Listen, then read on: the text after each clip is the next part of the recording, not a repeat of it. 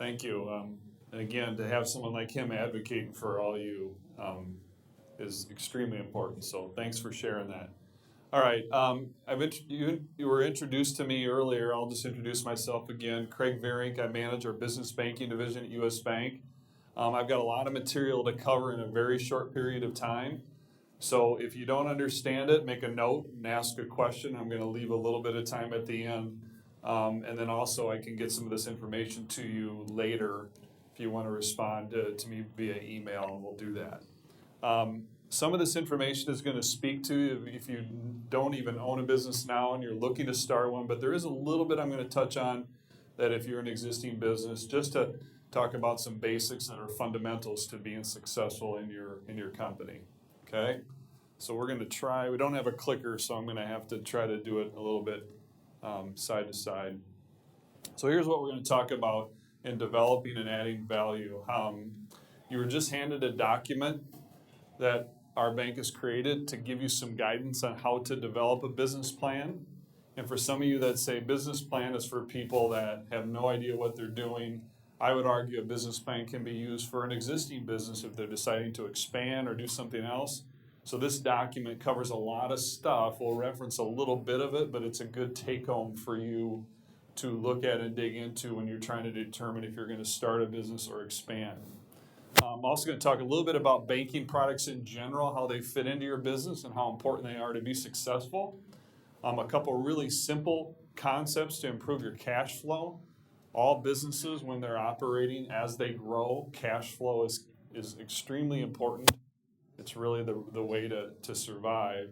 And then just some things that businesses need to do annually to check up, how to control your finances and keeping your business valuable or marketable. A lot of people start businesses to eventually sell them at some point. And what are just a couple ideas around that? So we're going to try to get through that as fast as we can today. So we talked about a business plan. What is it good for? Well, we said starting or buying a business. Sometimes you may say, hey, I just came back from serving in the military. I want to start a business. What do I do? What we're seeing a lot of veterans do now is actually move into some franchise ownership. And what that does for them is there's a plan already set up for them on what they would do, so they don't have to necessarily know all the little details around it. So you're technically buying / starting a business, but you have a concept there, and that can be an opportunity for you. Another reason to do a business plan is, like I mentioned earlier, do you want to finance something new? Does it make sense? Do you have the cash flow to support it? Do you have the capital to put into it so you do it the right way? And then the final part is, in some cases, some of you may say, hey, I don't want to do this on my own anymore. I want to raise some money or capital and look for an investor to come into my business with me. And your business plan and information around that is important. So how many of you, when you think of starting a business and working with a bank, think of, I need a loan? Is that kind of the general thought process? Okay. That's pretty common, and it obviously is very important. But in today's world, to operate efficiently, the other aspects of banking are just as important for you than just the lending side. And let me just give you a couple of examples. We have a lot of companies that continue to do business overseas. And if you have a good product that you're trying to create, many times the supplies that you need to create that product will need to be purchased overseas, and you'll need to know how to work internationally. If you don't have the ability to use foreign exchange services or wires internationally or work through letter of credit aspects, you will struggle to do that internationally and run efficiently. So, there's bits and pieces in a very global world now that you need to know in order to do that. The other part is moving cash around. The ability to access the cash you need electronically. This is old news, but whether you were depositing your checks at your business itself, many people now make most of their deposits through their phone versus the traditional old school way of walking up to a teller. And all those things are really important to look into when you do your business plan to say, how will I use bank products to set up my business to run efficiently? It's not just get a loan and get started. It's how will my cash move through the business? How is it going to get accepted? Is it going to be accepted by taking credit cards? Am I only going to take checks and cash? And then when I do get it, how does it funnel through my company so that I have enough cash to make payroll? How long do I let my receivables out? All those pieces at the very beginning and the products that banks offer are really important for you to understand outside of just getting a loan. And I think that gets missed. You get the business opened, you've got your capital, and then you're scrambling to figure out how to deal with all that. And there's plenty of bankers all over the Twin Cities that would be glad to give you information about that. And then the other is just working with an accountant. A lot of people will try to avoid the fees of working with an accountant because they just say, hey, I don't want to spend all my money on that. I think the key is to work with someone or get the software set up early so that you understand the financial condition of your company real time all the time. The last thing you want is to be running for 2 months, everything feels good. All of a sudden you get a statement, you look that you've lost all kinds of money, but you had a lot of business. Too many people, when they start, lose track of where the financial sense of their business is and forget to go through that. So that's another important piece to work with up front. And there's a lot of bank products that can feed directly into that help. The next piece are really just general concepts that help improve cash flow, whether you're a new business or an existing one, but they're general concepts that are very important. One of the biggest issues for a new business is they've got this great idea, they're a consultant, they're selling product, and they make all these sales. And everybody loves each other, right? Oh, hey, thanks for your business. And they're afraid to be assertive up front on their receivable policy. And what I mean by that is pretty soon, all of a sudden, it's 15, 20, 30, 35, 50. Sound like an auctioneer. And your cash is getting eaten up because your receivables are expanding, and pretty soon, you don't have any money. Can't meet payroll. And then you're like, well, do I dare call that new customer? He just started to do business with me. Do I dare call him and push him to pay? Right? Because you just got the sale, you're a new business. You don't want to lose that business because that's how you got started. So what's important is when you do that, you need to have really clear expectations at the beginning of what you're going to expect on the receivable side. And that you're also going to be giving them reminders, but you hope not to, so that they really understand what the expectations are, so you don't have conflictive issues with new clients later.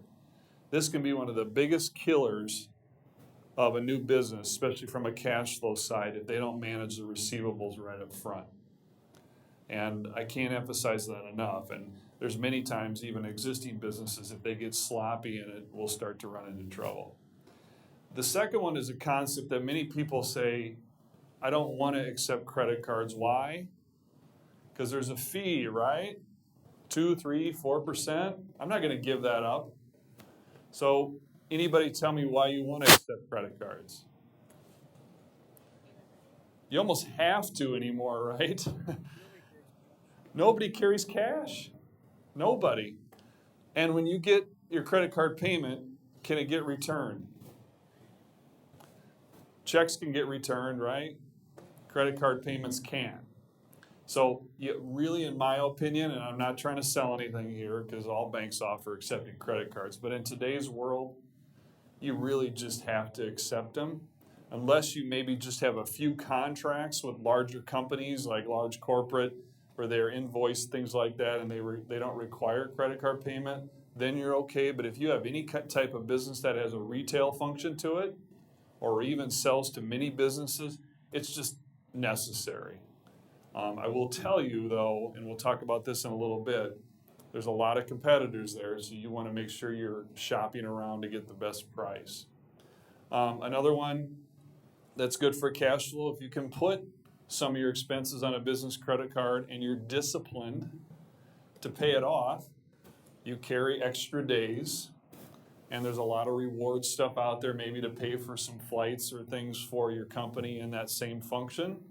But again, it's very important that when you use your business credit card to improve cash flow, that you're not, you have the cash available to pay it versus run into a sticky wicket and it's on there at a high interest rate. Very important. And then this one just seems really dumb and simple. But boy, have I seen a lot of businesses do this. I'll have business owners after the first 6 months or the year come to me and says, we're growing like crazy. And they're literally, they think they've made it. And they give me their P&L, they give me their income statement, and they're losing money. And they tell me, you ever heard somebody say, I made $1 million this year, when made is sales of $1 million? You really, really, really have to understand the difference between sales and profit. And I have seen so many companies that want sales so bad as they take on bad sales. And pretty soon they're using all these resources and everybody's doing all this work and their company's going all over the place. And their model is to earn less than they did when they were working for some company before they started the business. Why would you kill yourself to earn less, work 80 hours a week and stay up at night because you're worried? It's just important to analyze the expenses that are part of the sales as much as just the sales. And we would call that the net income, right? The key word is net. So I'm just really, really trying to create some awareness as a new business owner that when you do sales, make sure you understand the expenses as part of that sales so you grow profitably and not just grow and eat up all your savings. The other one is just a simple one. If you are buying equipment and you're expanding, there is an opportunity if you lease equipment, if you're not really sure, if you want to own it long term, but you just want to jump into it, there is a way to save some cash by leasing equipment versus purchasing, because leasing allows you generally to get that equipment with no money put into it as a down payment. And I see that as a good option. As long as you analyze it appropriately, that can be a way to keep some cash on hand versus use it all up and run into a situation later. Okay? All right, just a couple quick things. Always, once you get started annually, I would relook at your accepting of credit cards every year. Make sure you're getting the right price. It's automatic. You should constantly, at least a year, maybe every 2 years, make sure you're at a good rate on your debt. It's just money you're leaving on the table when you don't. Ask your bank if you can bundle products to save money. Okay? And then the other one I just put in there because we see it a lot is it's also important annually to look at your insurance costs of the company. Those are just a few items that I just feel annually should just be part of your process. And if you're not doing it, you're probably leaving some money on the table. One other thing that's definitely came into banking really heavy now, and it's going to come into your world more and more, is we continue to have increased regulation in our company to make sure that we're not having any issues of fraud or any type of regulatory issues. A paradigm shift has occurred a little bit. It's as important for a business owner to prevent losses from fraud as it is to just get income from sales. More and more people are trying to dig into different aspects of company, both internal and external, to try to steal money from them. And whether it happens on the internet or whatever else, it's just important. There's a lot of products that the banks have now to prevent that from happening. But if you're running a business and you're not thinking about what could happen from a fraud perspective, you're not probably managing your company as a whole the way you should. So that should be part of your plan when you're putting it together or executing it. How am I making sure that fraud is not taking place in my company? And when you start a company, you got you and maybe 2 other people. And you're like, I know that person or I trust them. Create situations so you don't ever have to question that. Set it up so there's dual control or processes that are in place that don't force an uncomfortable situation later. When you're new, everything feels good. Everybody trusts each other. Everybody's loving each other. And then all of a sudden, a year later, things get ugly. So you want to set the processes in place at the beginning. And this document in the business plan goes through all of it to make sure that doesn't happen. Hold regular reviews with your banker and your CPA if you have one. And then the other part is make sure you don't have a hobby business. If you love the product you have personally so much that you forget about how you're supposed to make money doing it, take emotion out of it, look at it purely from a financial sense, and be careful. Keep looking yourself in the mirror and say, am I running a company because I just think this is really cool, or is it actually making money? Now, if you can get both to work, you've made it. But be careful. I've seen so many people jump into a business, sports restaurant, something that they really love to be a part of, hang out at, and a year later, it's just a dive, okay? They're losing money. So be careful if you're starting a business. It's great to do a business that you're passionate about, but make sure that the profit goes with it and it's not what we call a hobby business. You're doing it for more of the fun versus making money. Now, if you're loaded and you got all kinds of cash to burn, hey, go ahead. But if you need to make the money, be careful. There's one more sports figure that starts a restaurant, I'm going to and then 2 years later, it's turned into something else. All right, then this one's super simple, but if you're building your business to sell it, do role reversal. If you were saying to yourself, hey, I was going to buy a business, how would I want to see a business to buy? You would want to see a business that had clean financial statements, one that had updated technology so I didn't have to revamp everything, and one that has a strong customer base and reputation. So if you ever say, hey, I'm starting a business to build it, to sell someday, those are 3 principles you want to keep in mind. Because when people buy a business, they want to know that the customers won't leave when you leave. They want to know that they don't have to dump a bunch of technology in it to make it actually function in today's world. And then they want to be able to make sure they have financial statements that they actually can count on or read that are reliable, because the financial statements determine the value of the business. So if they're from a CPA and they're compiled and they're certifying them, then you can do that. Okay? All right, so financing side. Just so you guys know, banks want to lend money. In fact, right now, from my personal experience, there has never been a time that I can think of that banks want to lend out more money on the business side than they do at this point in time. In fact, inside information, many banks, because of regulation changes, have lost sources of revenue to meet their earnings. They're trying to pick it up on the lending side to have more interest income. So if that made no sense to you, see me afterwards and I'll give you a banking 101. So there's huge pressure for them to grow their loan balances in the banks. And small business is a big source of that. So if your business is approvable, and it's becoming more and more of that because the standards are getting lessened, they want to borrow you money, and there's competition for it. So I'm telling you how everyone is sitting in their conference rooms talking right now, and you need to know that, okay? Obviously, U.S. Bank is the best place to go, but there is a lot of other people. So we're just going to talk about the track of this is startup, so we're going to just talk about startup more than anything. So here's just personal factors that are important regardless of your stage. And some of you may say, well, what does personal have to do with it? This is a business loan. Let me just be clear. What you do personally, especially when you're starting up a business, has all kinds of effect on whether you're going to get approved or not. And if your personal credit and your personal financial situation is bad, but you think, oh, I can just get a business loan, they are completely tied together.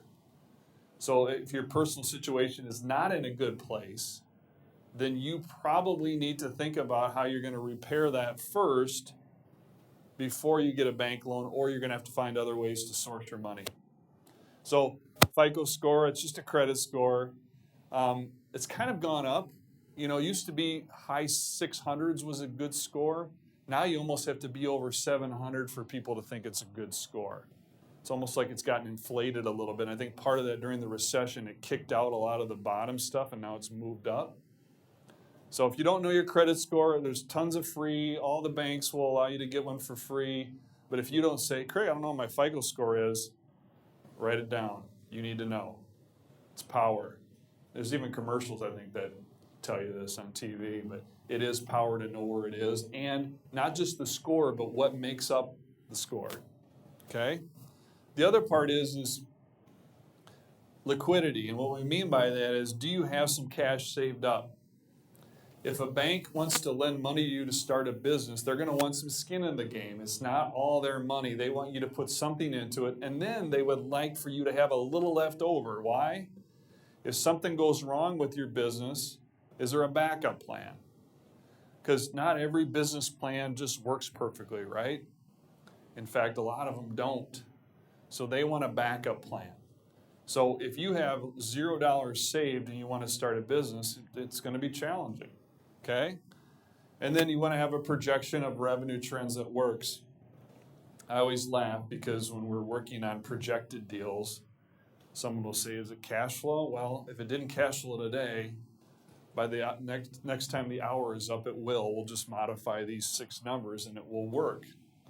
But your projections have to have realistic assumptions. You know, if you say, hey, I'm going to grow this business by $2 million in 6 months and there's 2 employees and you have to, you know, require sales of $10,000 at a time, you know, it's just not going to make any sense. And then global cash flow. And this one, I'm not going to try to break any brains here. But this is going to be my attempt in 30 seconds to try to teach you how banks look at cash flow. Okay? So don't worry about all that. Basically, what we're trying to do is the combination of business cash flow and personal. How much of that do you have? And then what are your personal and business debt that you're required to make annually? So if you see here, global, and global means personal resources and business. So you could own a business and still keep your job at Target, for example. Or you could own a business and have some outside income from some investment real estate. So what is your total sources, and then what are your total payments? And generally, banks want that to be covered at least 1 time, right? And then a little more in case something goes wrong or something happens. So when you talk to a banker, if you want to be smart and confuse them, like, how do you know? You'll say, hey, what kind of debt service coverage do I need to have at your bank in order to get approved for this loan? And they'll like, where did you figure that out? It's like secret code. So 1.15 is our bank's minimum. 1.25 is better, and then you get all the way to 1.5. If you're 1.5 coverage or more, you know, you're the business everybody wants. Okay? So, you know, if someone's curious about this and wants this, I can definitely send it to them just as a guideline. But I wanted you guys just to get a sense when a bank's looking to see if you can afford the new debt you're taking on, how do they look at it? And banks, this is almost the primary characteristic outside of your credit that they look at very quickly. Collateral is a part of that, but this is one of the most important pieces. And if we had another hour, I would go into more detail. So we're going to talk about startups.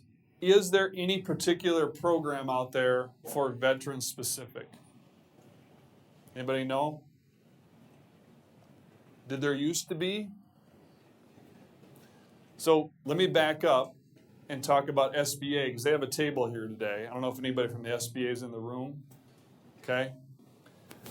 What SBA is, it's a government provision that guarantees loans so that if they go bad and the customer fails, then they come in and cover the losses. That's a general definition. Okay? So if a bank is worried about making a loan to someone, they will say to you, and I'm sure some of you have heard this, say, hey, we're going to do this as an SBA loan. And what that means is the bank gets extra protection against risk from the government guarantee that if it goes bad, then they'll cover our loss. And what it does allow banks to take more risk on loans. The other thing it does is if you're buying a business, for example, that doesn't have real collateral, so if you're buying a customer list, for example, is that worth anything? It's worth revenue, but you couldn't sell it, right?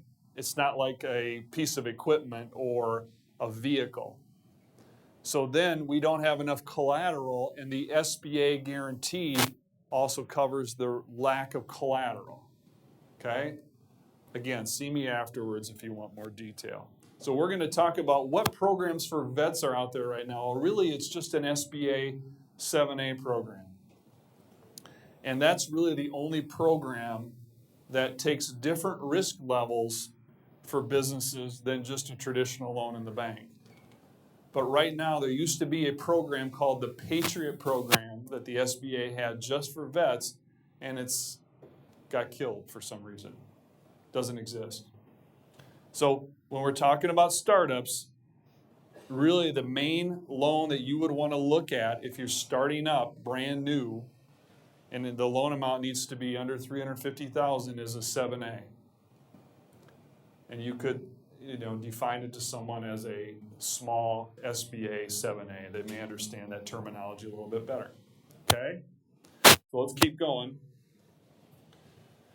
Like I said, the SBA Patriot Program is gone. There's no national SBA programs created just for veterans. The credit standards are the same. What has happened, and this is nice. Normally when you have an SBA loan, there's a guarantee fee. They charge you a percentage of it.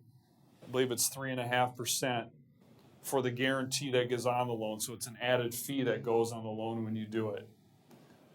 For veterans, they have waived fees for a small enough loan, and if they're for the SBA Express, between it's $150 and $350. If you're over the other, I think I have that misprinted there. It's $350 and over. They reduce the fee in half for veterans. So there's just a small benefit on the fee side for a veteran if you're doing an SBA loan. So let me try to bring that together. So main loan program if you're starting up, 7A, SBA. When you do it, make sure you ask them, hey, I know there's some special fee concessions for veterans. I want to make sure I get those. That's really all you got to know, okay? Cash injection, many times, can be up to 25 to 30%. So what we're saying is if the cost of you doing the business is $100,000, you would need to have $25,000, maybe $30,000 of your own money to get going. Okay? And the reason I put that in there is it gives you a sense of what kind of savings you may want to have or how you want to build that before you're going to look to get that loan. The other thing that's important, unless you're going into a franchise where they tell you what to do, you really need some experience in the industry. So Charlie up here, if Charlie is somebody that's really good at working in a dry cleaner industry and he wants to go start up a restaurant, they're not going to like that. They want you to have experience in the industry or like experience with it. And many times people just, I want to start a restaurant. But you have no idea about it. Those fail quite often, so they want that. And then the other part is you need to put 2 to 3 year projections together. And the business plan and a CPA can help you dictate that. I will tell you also is if, let's say you're married and one of you maintains a job while the other starts a business and you have that consistent outside income, that's very helpful because there's something that's reliable. Everything else is a bit of a guess on what's going to happen. So that's also helpful to get approved. Now you may say, I don't want my spouse to be a part of this. Well, you can decide if it's going to be easier to get done or not easier to get done, and that will determine that. It doesn't have to be a spouse, it can be a significant other, whoever. And then we talked about the franchise part. I just put this in here because some of you are sitting at your tables and you're going, well, Craig, I'm not going to fit into any of that at all. So the reality is many businesses get started without any bank financing. They get on their feet and then they move on. What's one? Well, there used to be a thing called home equity. In 2008, it was stripped away from most of us. Some of it's coming back. Local consortium, now that seems like a big word. Have any of you heard of MEDA, Women's Venture, MCCD? Okay, great. Many of them have their own loan funds. I actually serve on the MEDA board. And what they do is they have credit standards that are not as stringent, and they are looking to help people that maybe fit a different area. There is not in this particular group specific initiatives for vets. MEDA, for example, works with entrepreneurs of color. Women's Venture, I think you can figure that out. And MCCD is more geographic with the market on where your business is going to be started. Okay? Friend or relative? Not a good idea, but it is a source. Credit card, some people, honestly, again, not a good idea. These are put in here just because I'm telling you that they exist, but you'd be surprised. We get someone that's been in business for a year and they come to us and they have 15 grand on a credit card and they go, that's the only way I could get started. It happens. And then this one's kind of new, but it's becoming more popular, and it's crowdfunding. Anybody familiar with crowdfunding? So basically, someone has a good idea, they put it on the internet, there's different companies that support this, and they are literally putting money into that company with a kind of almost like a micro loan investment into that company. It's one of these things 10 years from now, I'll probably be talking about how it's normal. I don't feel like I'm comfortable with it yet because I don't understand the aspects of how you serve all those people, but it seems to be gaining traction, and I could see it continue to grow. Especially in the smaller loan size when you're trying to get like 10, 15, 20,000 versus a larger transaction. So existing and profitable businesses, I'm just going to give you a couple things. There's a few of you in the crowd, but if you become this business, never been a better time to gain new financing and to refinance. I know you hear that on the radio a lot from mortgage people. Rates are at a 30-year low. And the next week it's the same thing. The next year it's the same thing. But there's a lot of competition. Competition is good for businesses on the banking side. If you're going to go get financing, you just need basic financials, balance sheet, income statement, personal financial statement. If I were you and you start this, create a personal financial statement on a document you can save to your computer. And then every time a banker asks for one and need it updated, you can go back to your old one, modify a couple lines and send it out versus redraft one, because they'll keep asking for one. Save it, keep it, so you can keep modifying it. And then tax returns. Always have your tax returns saved to your computer too, so you can dump them into a Dropbox or whatever it may be. One thing too to just know about, if you're existing, there's sometimes you can get credit on equipment up to $500,000 with a one-page app. So it just tells you kind of where things have come, especially on the equipment side, where you can get a lot of credit with very little work. And I think most business owners despise providing financials if they can. Very much so. And then best to prep ahead and understand best solution for you. Don't start working on what you need to do with the bank the day of. You need it. Creates stress for everybody. You'll get a better deal if you give some time. If you say, hey, I'm gonna buy equipment in the fourth quarter to take advantage of Section 179 depreciation. Don't wait till December 20 to decide you need to get the financing and buy it. You can get pre-approved a lot of times for stuff 6 months ahead of when you need it. Bankers love that when you do that. It'll make life easier for you. Okay? So going forward, I thought our kickoff has a lot of the same stuff. You got to have goals. Don't let stuff be random. Have a team of experts around you. Try to have an attorney that's trusted. Try to have a CPA that's trusted and a banker. And make sure they're not people that just tell you what you want to hear.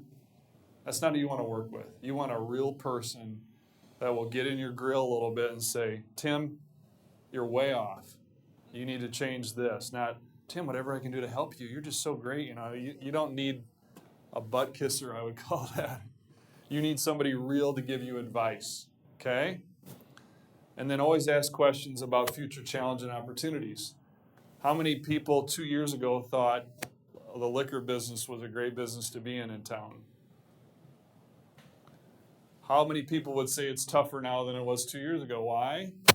Well, this big monster Total Wine decided to come into town, and literally last week I think I saw 3 liquor stores that were for sale in just a community. You got to be ready for those future challenges on what's going to happen, and then that one was pretty hard to see, but boy, they can change the dynamics in a hurry. All right, so that's it for me. If you guys want to write any of this down, email is good for me when I'm working at night from home. But if you just have a real question where you say, Craig, I think this is a dumb question, so I'm not going to dare ask it in front of everybody, or you just want to keep it private, write my email down and I will answer anything. I may not answer political questions or anything about opinions, but I will give you bank information and I will give you inside information and I will direct you to resources to help you for free. I've got all kinds of people all over town that would be more than willing to help you out. I have a passion for veterans, more than just the banking part, and I want to be able to help you with the way I can. Now, it doesn't mean I'm going to be able to meet with you and go through your business plan with you, but I can direct you to someone that can do that. And I love to see stories where people have an idea, come up with some neat things. I got one quick story. This is one of my favorites. So back in 2001, some guy with shaggy blue jeans and a crappy shirt comes in my office and he goes, I need $25,000 for this idea. And I thought, well, let's see what he got. And he goes, well, I got this weird thing. I got a way to create ringtones that are not the normal ring on your phone, so that people will buy these ringtones and they'll put them on their phones, so that, I think the one he was using is the Tasmanian Devil or something. I go, this guy's a nut job. Anyway, I gave him the 25. We're all going to do this 10 years from now with new ideas now. 2 years later, he comes in my office, same jeans. He goes, Craig, do you have any idea what I can do? I've got this money I want to invest. And I thought, does he have $100 to put into an IRA or something? And he takes this check out of his pocket. It was $11 million. It was the easiest investment sale my investment guy ever had in his life to this day. And he had sold that idea, which we all know has been out forever now, to a larger company. Hopefully an idea like that evolves out of here today. And we'll do the best we can help you, or we'll have someone else to help you. So, any questions for me? Yes? All right, so I'm not, by nature, I'm not a negative person. But 5 months ago, I mentioned earlier, I was laid off from the tower behind the Target Center there. Yep. I didn't have white boxes because I refused to walk out with white boxes, but I walked out with a lot of pride. And so I decided to get into the drone business, and I've been working at it very diligently for 5 months, flight training, the whole 9 yards. I want to do it the right way, work with the FAA, been to conferences, training, Yep. the whole 9 yards. Yep. All my bank. About a month ago, Navy Federal Credit Union, been a member for 25 years, joined in Desert Storm in 1991. We started having a conversation with the banking representative, and I was shocked that she basically said that they could not loan me money on an SBA loan unless I matched it dollar for dollar in funds in an account.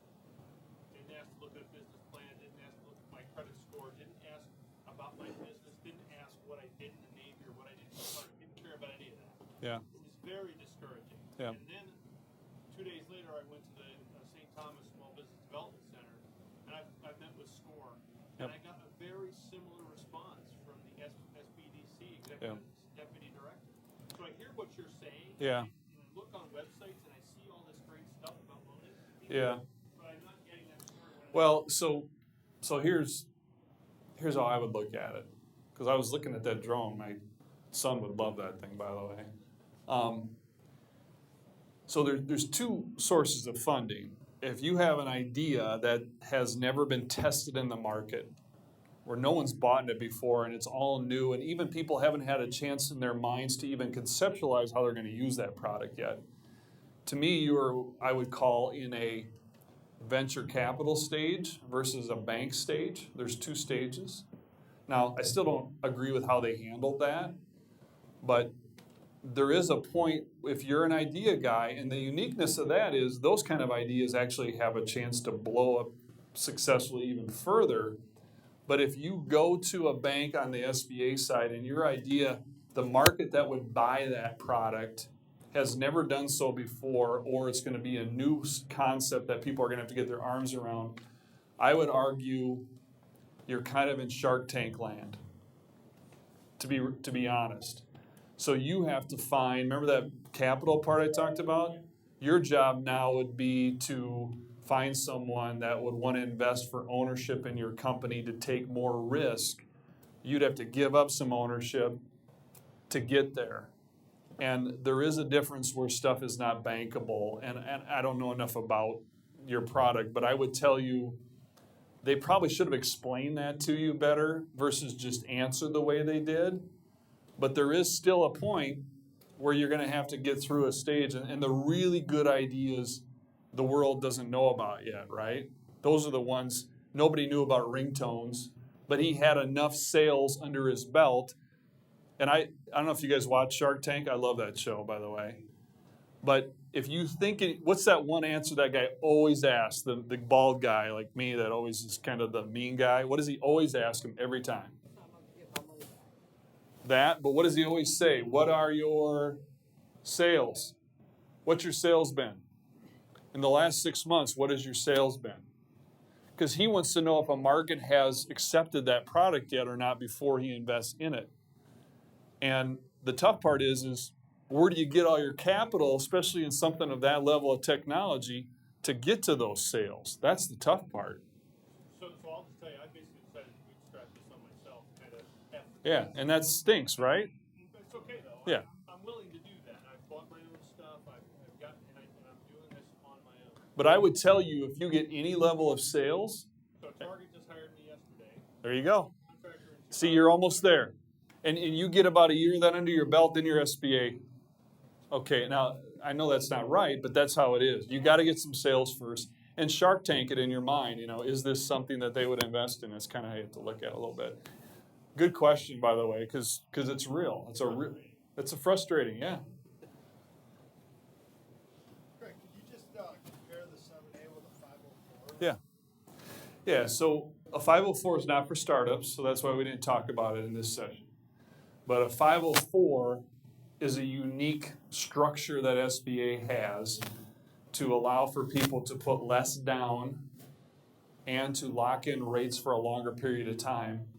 It's really for real estate and equipment for the most part. What it does is a bank has 50% loan towards the purchase of whatever you're doing, and there's a separate CDC company that has the other 40%, and then it allows the customer to put in 10%. And what it's used mostly for is purchasing real estate with less cash down. It also allows you to lock in your rate for 20 years at a pretty low rate. There's a few negatives to it, but mostly it's positive. The bank likes it because they have a 50% loan to value loan on the books, and the CDC likes it because they have an investment of 40% with a SBA guarantee on that portion. So if you are an existing business and you're looking to buy real estate or even take existing equipment debt with real estate and move it under a longer term for cash flow purposes, that's a good option. Again, be glad to talk to you guys about it. I just didn't bring it up because this was a little bit more startup focused. So, good question. Do bankers like to turn down people? Absolutely not. Just thought I'd bring that one up.